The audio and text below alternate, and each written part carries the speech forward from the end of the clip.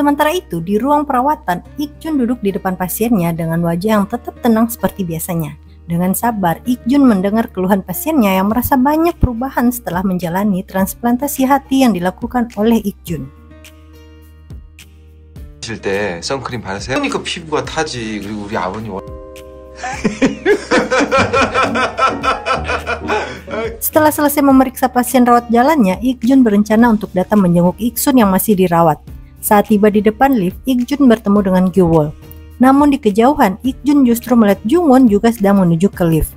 Saat lift tiba, Ik-jun justru melarang Gyu-wol untuk satu lift dengannya. Rupanya hal tersebut agar Gyu-wol bisa bertemu dan satu lift dengan Jung-won.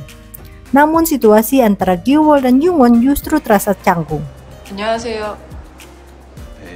Di dalam ruang perawatannya, Ik-sun sudah tampak jauh lebih segar. Bahkan saat Ik-jun masuk ke ruangan perawatan, Ik-jun merasa heran melihat kondisi adiknya tersebut yang dengan lahap makan makanan yang disajikan. Di sana Ik-jun juga bertemu dengan Jun-wan yang merupakan dokter yang melakukan operasi kepada Ik-sun. Tidak lama kemudian An Chi-hong juga datang menjenguk Ik-sun. Rupanya Chi-hong merupakan teman seangkatan Ik-sun di akademi militer. Melihat kedekatan Ik-sun dan Chi-hong, jiwa-jiwa kepo Ik-jun sebagai seorang kakak pun muncul. 야, 그 헛소리 그만하고 성호가 너 좋아하는 김밥 사다. 아니, 안녕하세요. Setelah menjenguk Ik-sun, Chi-hong diminta untuk segera memeriksa seorang pasien yang berasal dari luar Korea yang mengalami pendarahan intracerebrum yang dapat menyebabkan kematian jika tekanan darah pasien tersebut meningkat dan tidak segera menjalani operasi. 더 심해져서 사망하실 수 있습니다. 여기 사인 좀. Di dalam ruang pemeriksaan rawat jalan lainnya, Seok-hyun duduk di hadapan seorang pasien muda yang datang bersama dengan ibunya. Sang ibu justru tampak lebih banyak berbicara dan menjelaskan bahwa anaknya merupakan seorang anak baik-baik, polos, serta lugu. Ibunya juga menjelaskan anaknya mengalami pendarahan dalam beberapa hari kemarin. Karena merasa anaknya merupakan anak baik-baik, ibunya merasa takut jika anaknya menderita suatu penyakit.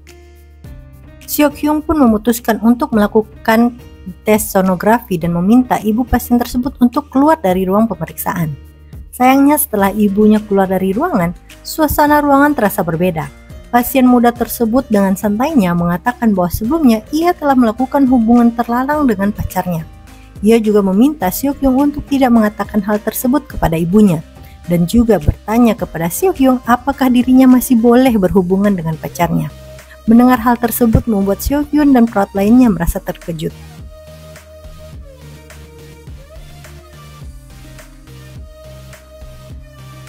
Sedangkan Chi-hong justru mendapat kabar bahwa pasien yang sebelumnya ia periksa memaksa untuk pulang karena tidak memiliki biaya untuk melakukan operasi. Chi-hong pun berusaha menjelaskan kepada Song-hwa situasi yang terjadi. Mendengar hal tersebut membuat Song-hwa berusaha untuk mencari tahu mengenai malaikat penolong yang selalu membantu biaya pengobatan pasien tidak mampu. Syukurnya berkat kegigihan Song-hwa, pasien tersebut bisa segera menjalani operasi. 범인은 됐고, 그분 지금 어딨니? 아직 응급실에 계십니다. 테니까 방 하나만 빨리 빼주라. Sementara itu, Do Jae-hak justru tertidur saat sedang mengikuti tindakan operasi yang dilakukan oleh Jun-wan. Mengetahui hal tersebut membuat Jun-wan merasa kesal dan meminta Jae-hak untuk kembali menonton video proses operasi yang pernah dilakukan oleh Jun-wan dan meminta Jae-hak untuk merangkumnya. Setelah selesai operasi, Jun-wan bertemu dengan Jung-won. Namun, Jung-won justru mempertanyakan mengenai jumlah pasien VIP di rumah sakit yang semakin sedikit. Rupanya menurut Jun-won, anggota Dewan Sim Yong-soo akan menjalani transplantasi hati. Dan untuk menjaga keamanan dan kenyamanan, anggota Dewan Sim dan anggota keluarganya menyewa seluruh ruang rawat VIP dalam satu lantai rumah sakit. 근데 나가서 떡볶이 먹을래? 나 석형이 만나야 돼. 게스트로 스키시스 때문에. Sedangkan Seok-hyun sedang berada di ruang seminar, menunggu Jung-won dan beberapa dokter lainnya untuk membahas mengenai tindakan yang akan dilakukan untuk bayi yang mengalami masalah pada dinding perut. Bahkan beberapa dokter magang berpikir bahwa pertemuan tersebut akan berlangsung alot. Namun kenyataannya berbeda. Jung-won justru merengek meminta kepada Seok-hyun agar bayi tersebut lahir secara sesar. Setelah pertemuan tersebut selesai, Jung-won justru memberikan kue kepada Gyu-wol. 심의원 오늘 Keesokan harinya, Ik-jun mengajak anaknya untuk makan bersama. Woo-ju mengatakan kepada ayahnya bahwa sebelumnya ia pernah makan di tempat tersebut bersama dengan temannya dan ibu dari temannya tersebut.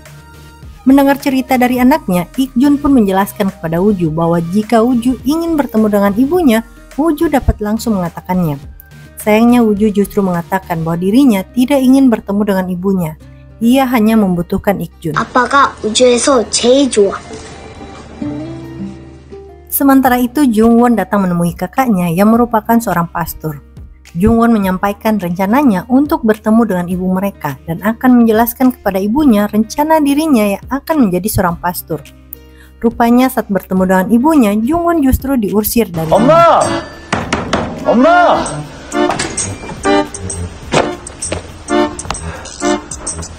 Sedangkan Seo-kyung menemani ibunya, bahkan ia rela menggendong ibunya saat menuruni anak tangga.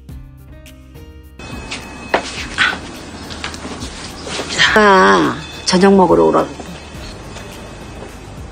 Keesokan harinya, Minha bersama dokter dan perawat lainnya membahas mengenai persiapan mereka untuk persalinan seorang pasien dengan kondisi janin mengidap anencefali. Namun tidak lama kemudian, Seo-kyung datang menemui Minha dan meminta Minha untuk menutup mulut bayi tersebut sesaat setelah bayi tersebut lahir. Minha merasa syok setelah mendengar permintaan Seo-kyung. 코랑 기도는 막지 말고 태어나자마자 바로.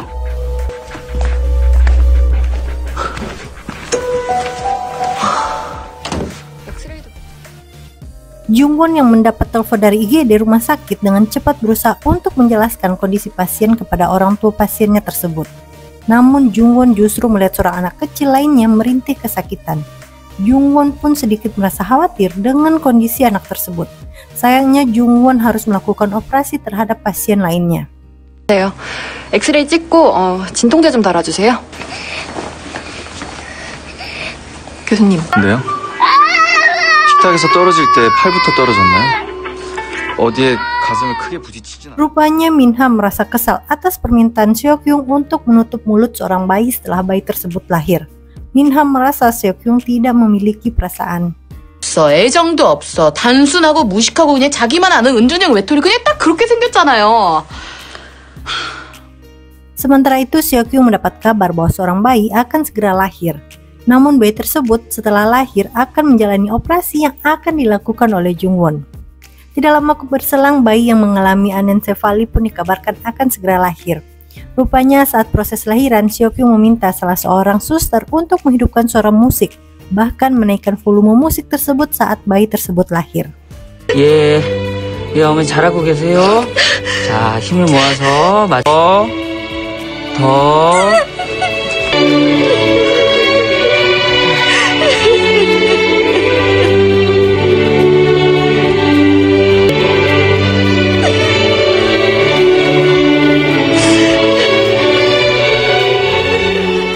Rupanya sebelum menjalani operasi, seorang perawat senior telah menjelaskan kepada Minha apa alasan Seo-kyung meminta Minha untuk menutup mulut bayi tersebut, bahkan meminta perawat lainnya untuk menyalakan musik. Seo-kyung tahu betul bahwa bayi tersebut tidak akan bisa bertahan lama, bahkan ibu bayi tersebut juga mengetahui kondisi bayinya. Tidak ingin ibu bayi tersebut mengalami trauma yang panjang, Seo-kyung pun memutuskan untuk melakukan hal tersebut. Setelah menangani pasiennya, Seo-kyung datang menemui ibunya yang sedang check up ke rumah sakit. Rupanya pada tahun 2018, adik Seo-kyung terjatuh dan meninggal dunia. Sayangnya dalam perjalanan pulang di dalam pesawat, Seo-kyung justru memergoki ayahnya sedang berduaan dengan wanita muda. Mengetahui semua itu, ibu Seo-kyung syok dan pingsan, akhirnya membuat kondisi kesehatannya tidak sebaik dulu lagi. Dan setelah mengalami kejadian tersebut, hubungan Seo-kyung dan ibunya semakin dekat dan akrab. Karena sebelumnya sikap Seo-kyung kepada ibunya begitu dingin. 택시 오면 엄마도 택시는 탈 줄 알아. 내가 잠깐 내려와서 커피 한잔 하자 그래. 마셔. Sementara itu di kafe rumah sakit, Minha, Gyu-wol, dan Ji-hong sedang menunggu dokter Bong Gwang-hyun. Rupanya Gwang-hyun merupakan teman dari Ik-jun dan yang lainnya saat masih kuliah. Gwang-hyun banyak mengetahui kehidupan Ik-jun dan teman-temannya. Bahkan Gwang-hyun juga mengetahui kelima dokter tersebut membentuk sebuah band. 근데 자기들끼리 맨날 뭉쳐형이가 키보드. 에? 누가 뭘 쳐요? 석형이가 키보드 친대요. 그래. 아무튼 익준이가 기타 베이스 다 잘 치고. Setelah selesai jam istirahat, Gyewol kembali bertugas mendampingi Jungwon memeriksa salah seorang pasien anak yang dikabarkan mengalami kecelakaan bersama dengan ayahnya. Namun Jungwon sadar anak tersebut mirip dengan seorang anak yang juga sebelumnya dibawa ke rumah sakit yang dikabarkan bahwa anak tersebut terjatuh dari meja makan. Jungwon pun meminta ayah dari anak tersebut untuk menunggu di luar ruangan.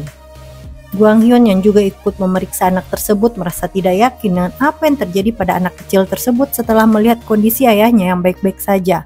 Namun sang anak banyak mengalami memar. Dan saat Jungwon memeriksa punggung anak tersebut, Jungwon justru menemukan bekas luka memar yang telah lama. Sedangkan Ik-jun kembali mendatangi ruang perawatan anggota Dewan Sim.